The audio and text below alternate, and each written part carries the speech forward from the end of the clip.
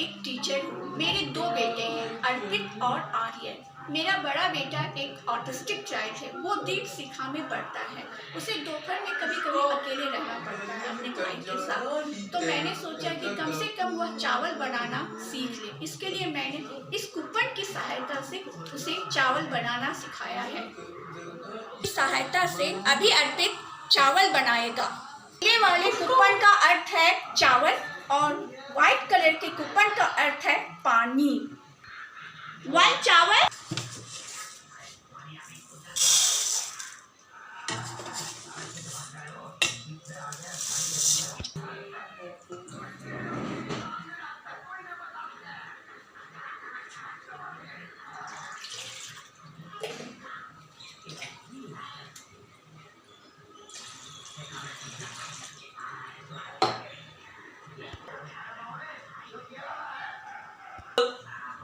पानी।